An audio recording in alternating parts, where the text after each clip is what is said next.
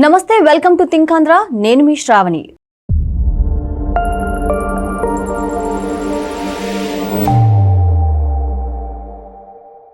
ప్రస్తుతం మనతో పాటు ఉన్నారు ప్రముఖ పొలిటికల్ అనలిస్ట్ అప్పసాని రాజేష్ గారు. రాజేష్ గారు నమస్కారం. నమస్కారం. రాజేష్ గారు, మాచిల నియోజకవర్గంలో పిన్నెల్లి బ్రదర్స్ అంటే తెలియని వాళ్ళు ఉండరు.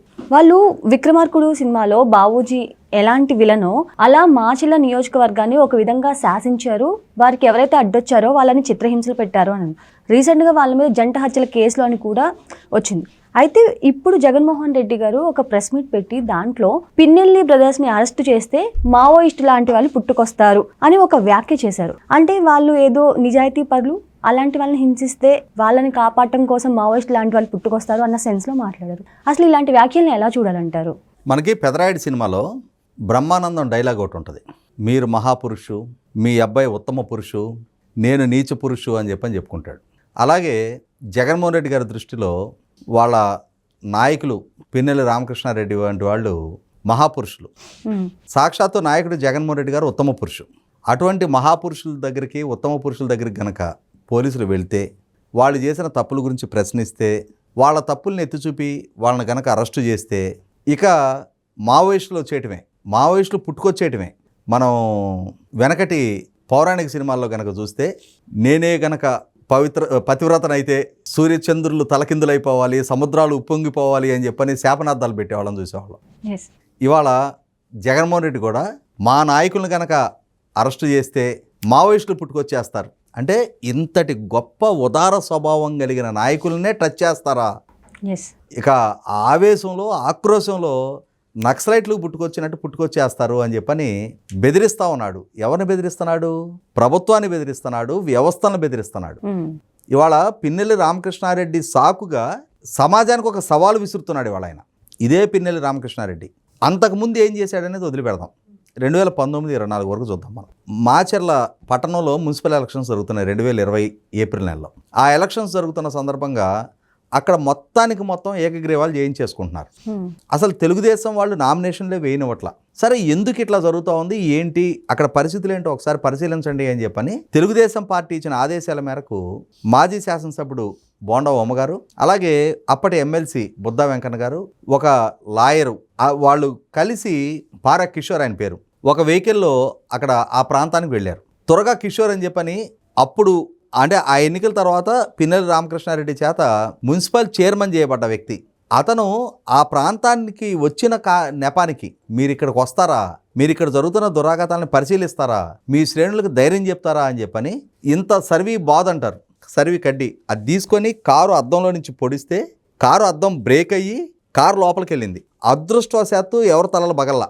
నాకున్న సమాచారం వరకు పారాకిషోర్ లాయర్ గారి తలకి దెబ్బ తగిలినట్టు విన్నా నేను. బుద్ధా వెంకన్న అలాగే బోండా ఉమ్మ వాళ్ళిరువురు చాలా, ఆ డ్రైవరు చాకచక్యంగా ఆ వెహికల్ ముందుకు దూకించడంతో ఈ కారు డోర్లో ఇరుక్కొని వాళ్ళు తప్పించుకొని వెళ్ళిపోగలిగారు. అటువంటి వ్యక్తిని మున్సిపల్ చైర్మన్ చేశారు. అరే, మన ప్రాంతానికి వచ్చిన పాపానికి వాళ్ళని ఇట్లా చేయటం ఏంట్రా బడుద్దాయి అని చెప్పని అలా ఈ పిన్నెల్లి రామకృష్ణారెడ్డి, ఆహా మన ఎజెండా అమలుపరిచిన వీరుడు కదా, సూర్యుడు కదా అని చెప్పని అతని నెత్తిన మున్సిపల్ చైర్మన్ కిరీటాన్ని ప్రతిష్ఠింపజేశారు. అటువంటి పిన్నెల్లి రామకృష్ణారెడ్డిని ఎందుకు అరెస్ట్ చేస్తున్నారు? అతని మీద ఒక హత్య కేసు ఆరోపణ వచ్చింది. పోలీసులు విచారణ జరుపుతూ ఉన్నారు. వాళ్ళు న్యాయస్థానాన్ని అప్రోచ్ అయ్యారు. న్యాయస్థానంలో సుదీర్ఘ వాద ప్రతివాదనలు జరిగినాయి. వాద ప్రతివాదనలు జరిగిన తర్వాత హైకోర్టు వాళ్ళకి ముందస్తు బెయిల్ నిరాకరించింది. మీరు ముందు విచారణకు సహకరించండి అని చెప్పని. తర్వాత సుప్రీంకోర్టుకి వెళ్ళారు. సుప్రీంకోర్టు వీళ్ళని ఇమ్మీడియట్గా అరెస్ట్ చేయొద్దు అని చెప్పని మధ్యంతర ఉత్తర్వులు ఇచ్చింది. ఆ తర్వాత జరిగిన విచారణలో ఆ మధ్యంతర ఉత్తర్వులను సుప్రీంకోర్టు కొట్టేసింది.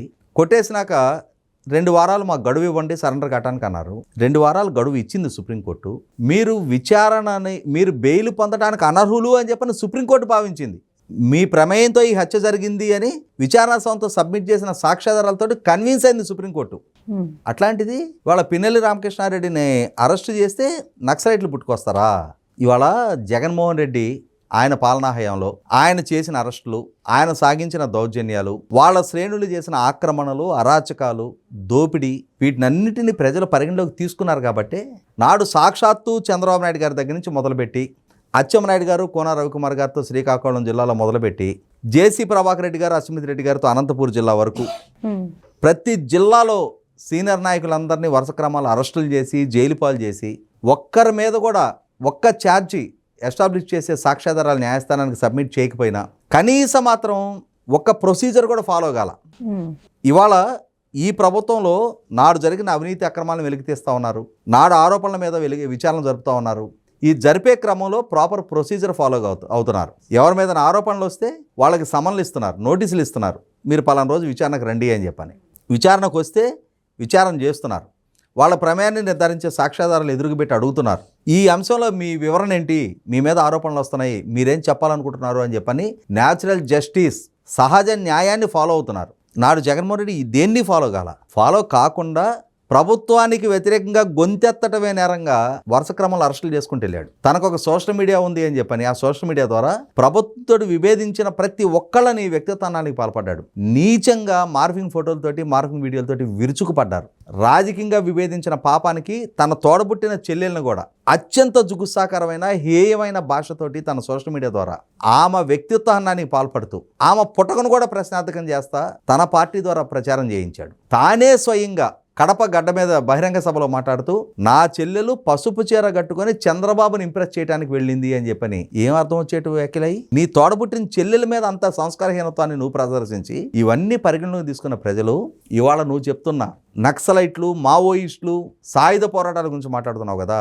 ప్రజలు కూడా తమ దగ్గర ఉన్న ఆయుధం, ఓటైన ఆయుధంతో నిన్ను తిప్పి తిప్పి బండకేసి కొట్టారు. ఆ రోజు ప్రజలిచ్చిన తీర్పుతో దిమ్మ తిరిగి బొమ్మ కనపడి ఇవాళ ఈ రకమైన వాచాలత్వం ప్రదర్శించే స్టేట్మెంట్లు ఇస్తూ ఉన్నావు. హత్య కేసు ఆరోపణలు ఎదుర్కొంటున్న వాళ్ళని అరెస్టు చేస్తే మావోయిస్టులు పుట్టుకొస్తారా? వీళ్ళ కుటుంబం చేసిన అరాచకాలు, అక్కడ వీళ్ళు సాగించిన దౌర్జన్యకాండ, వీళ్ళు సంపాదించిన ఆస్తులు, ఇవన్నీ నీకు తెలీదా? లేదా అక్కడ ప్రజలకు తెలీదా?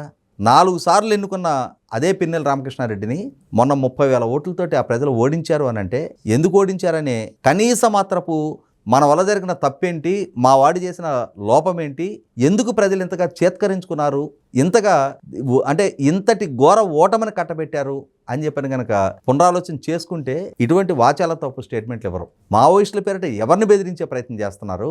ఇక్కడ చంద్రబాబు నాయుడు గారి ప్రభుత్వ లోపం కూడా ఉంది. 2017 చంద్రబాబు నాయుడు గారు విభజిత రాష్ట్రానికి తొలి ముఖ్యమంత్రిగా ఉన్న రోజుల్లోనే నాడు ముఖ్యమంత్రిగా ఉన్న చంద్రబాబు నాయుడు గారిని నడి బజార్లో కాల్చాలి అని ఇతను స్టేట్మెంట్ ఇచ్చినాడే.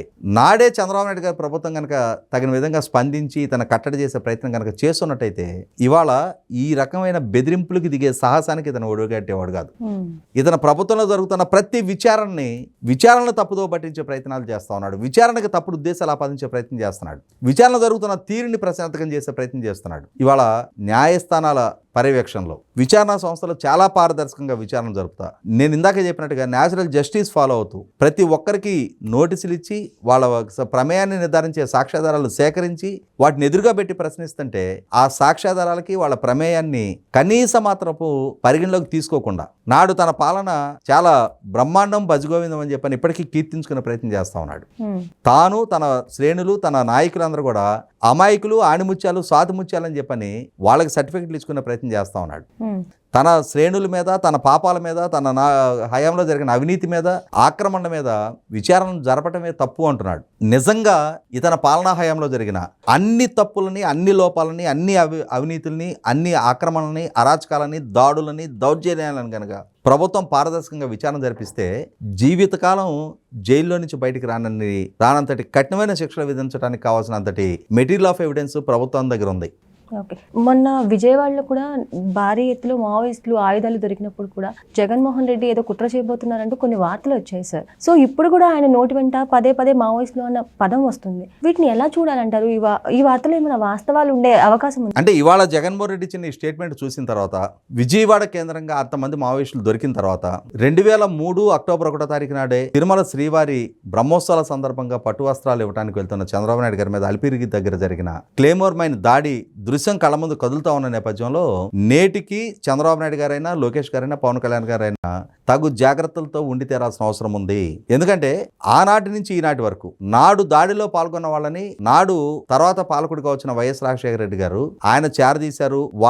ఆయన అనుచరుడుగా నాడు దాడిలో పాల్గొన్న వాళ్ళు వాళ్ళ ప్రమేయం ఉంది అని నిర్ధారణైంది. అలాగే ఇవాళ ఈ మావోయిస్టు అనే భాష వాడుతున్న జగన్మోహన్ రెడ్డి మన కళ్ళ ముందు కనిపిస్తున్న నేపథ్యంలో ఇవాళ మార్చి ఆఖరి నాటికి దేశంలో మావోయిస్టును లేకుండా లేకుండా చేస్తామంటున్న కేంద్ర ప్రభుత్వం కూడా, ఆపరేషన్ కగారు ద్వారా మావోయిస్టుల్ని నిర్మూలిస్తున్న కేంద్ర ప్రభుత్వం కూడా జగన్మోహన్ రెడ్డి వాడుతున్న ఈ పదాలని, ఈ భాషని పరిగణలోకి తీసుకొని పీపుల్స్ రిప్రజెంటేషన్ యాక్ట్ ద్వారా ఎలక్షన్ కమిషన్ దగ్గర రిజిస్టర్ అయి ఉన్న ఒక రాజకీయ పార్టీ అధినేతగా, మాజీ ముఖ్యమంత్రిగా, నేడు చట్టసభకు ప్రాతినిధ్యం వస్తున్న ఒక శాసనసభ్యుడిగా ఈ విధమైన పదజాలం అతను వాడుతున్నందుకు, ఆ పదజాలాన్ని ఉపయోగపెట్టి సమాజాన్ని, ప్రభుత్వాన్ని, పాలకుల్ని బెదిరిస్తున్నందుకు ఇతని మీద ఏ చర్యలు తీసుకుంటారా, ఏ విధమైన సెక్షన్స్తో కేసులు నమోదు చేస్తారో కేంద్ర ప్రభుత్వం కూడా ఆలోచించుకోవాలి.